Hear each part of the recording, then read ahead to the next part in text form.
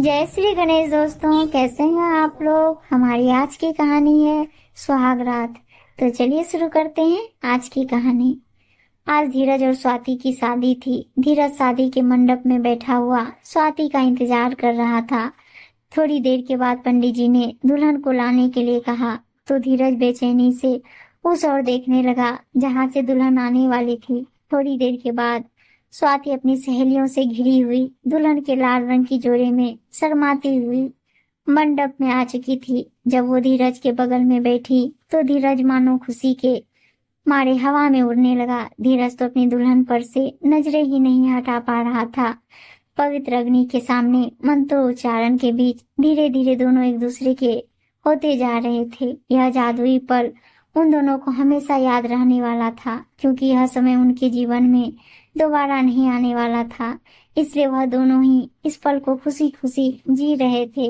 देखते ही देखते हंसी खुशी शादी संपन्न हो गई और स्वाति विदा होकर अपनी ससुराल पहुंच गई। स्वाति के ससुराल में भरा पूरा संयुक्त परिवार था। स्वाति की सास शकुंतला देवी जी एक एक सदस्य से बहू का परिचय करा रही थी और स्वाति झुककर बड़ों के पैर छू रही थी, जिसके कारण पैर छूते छूते उसकी पीठ अकड़ कर रह गई थी। लेकिन फिर भी थकावट के बीच बच्चों की टोली की चुगलबाजियों से उसका मन लगा हुआ था और बीच बीच में ननद और भाभीियों की हंसी ठिठोली उसके मन को गुदगुदा जाती। स्वाति की परेशानी और थकावट को देखते हुए उसकी सास ने थोड़ी देर के बाद बहू को कमरे में आराम करने के लिए भेज दिया था। स्वाति अपनी कमर सीधी करते हुए सोच रही थी कि कितना प्यारा परिवार है ये, जहाँ नई दुल्हन की परेशानी को भी उसकी सास ने कितनी बखूबी समझकर उसे आराम करने के लिए भेज दिया।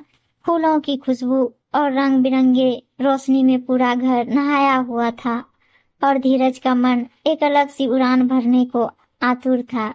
तभी उसकी बड़ी भाभी पायल ने उसे इशारे से बुलाया। वह झट से भाभी के पास पहुंच गया तो उसकी भाभी कहने लगी कि देवर जी, अब क्या रात भर यहाँ बैठकर दोस्तों के साथ गप्पे ही मारते रहेंगे।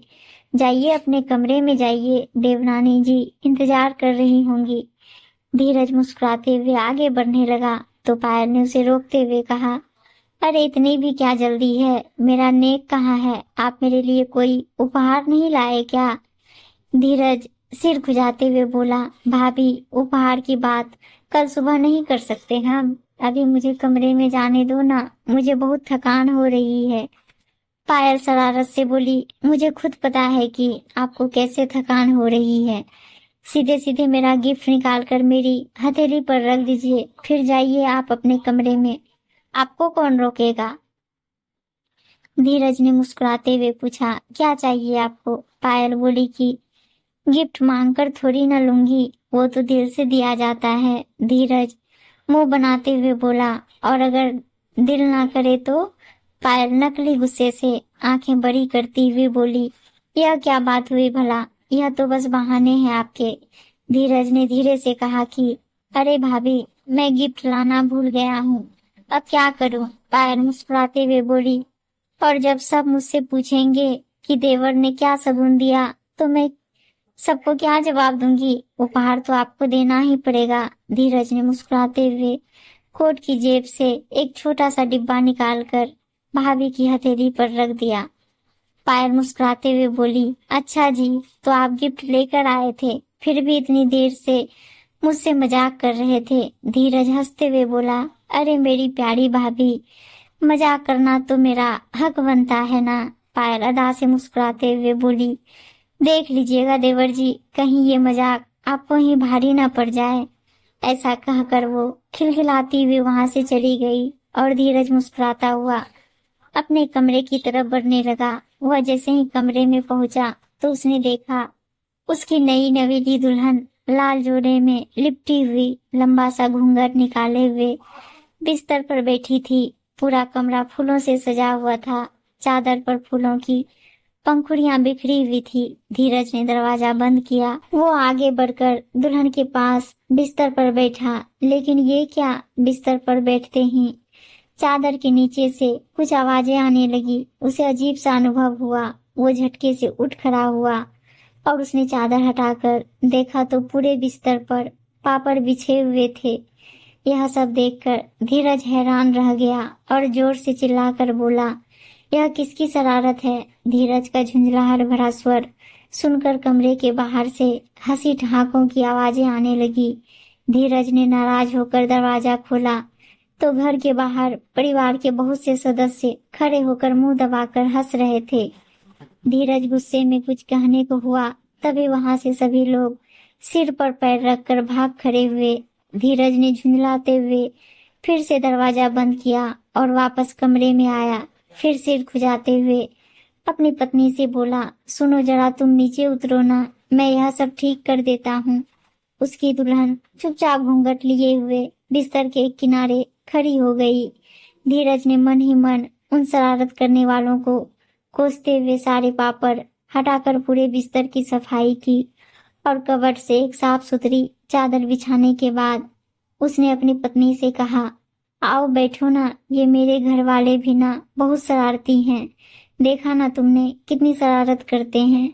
उसकी दुल्हन कुछ बोली नहीं, बल्कि उसने चुपचाप सिर हिलाकर सहमति का इशारा किया। वो धीरे से पत्नी के पास बैठ गया और उसके लिए लाया हुआ गिफ्ट निकाल कर बोला, वैसे तो तुम्हारी खूबसूरती के आगे तो कोई भी तोहफा फीका है, फिर भी मेरी तरफ से हमारे जीवन की पहली रात पर मैं तुम्हारे लिए एक छोटा सा उपहार ले आया हूँ। आज से हमारे जीवन की एक नई शुरुआत होगी और मैं बहुत खुशनसीब हूँ कि उसके तरफ से कुछ भी प्रतिक्रिया ना पाने पर मुझे लगा कि अच्छा यह मुझसे शर्मा रही है। वह मुस्कुरा उठा और उसने फिर से घूंघट उठाने की कोशिश की। 2-3 प्रयासों के बाद धीरज ने आखिरकार अपनी नई नवेली दुल्हन का घूंघट उठा ही दिया। लेकिन ये क्या, दुल्हन का चेहरा देखते ही वो चौंक कर उठ खड़ा हुआ और दुल्हन के जोड़े में उसके जीजाजी हंसते हुए उठ खड़े हुए। उन्होंने झट से जाकर दरवाजा खोल दिया और धीरज का कमरा फिर से परिवार के लोगों से भर गया। सभी हंस हंस कर दौड़े हुए जा रहे थे और धीरज का चेहरा गुस्से से लाल हुआ जा रहा था। गुस्से के मारे उसके मुंह से शब्द तक नहीं निकल पा रहे थे। तभी पीछे से धीरज की माँ शकुंतला देवी जी आई और धीरज की छोटी बहन के कान खींचते हुए बोली, बस बहुत हो गई मजाक मस्ती, मेरे धीरज को और परेशान ना करो। वहाँ नई दुल्हन भी थकी हुई होगी, अब इन दोनों को थोड़ा आराम करने दो। शकुंतला देवी जी को देखते ही सभी का हंसना खिलखिलाना शांत हुआ और धीरज की भाभी कहने लगी, अरे देवर जी, आप नाराज मत होइए, हम अभी आपकी ओरिजिनल दुल्हन को लेकर आते हैं। इतना कहकर सब धीरे धीरे एक एक करके कमरे से बाहर चले गए।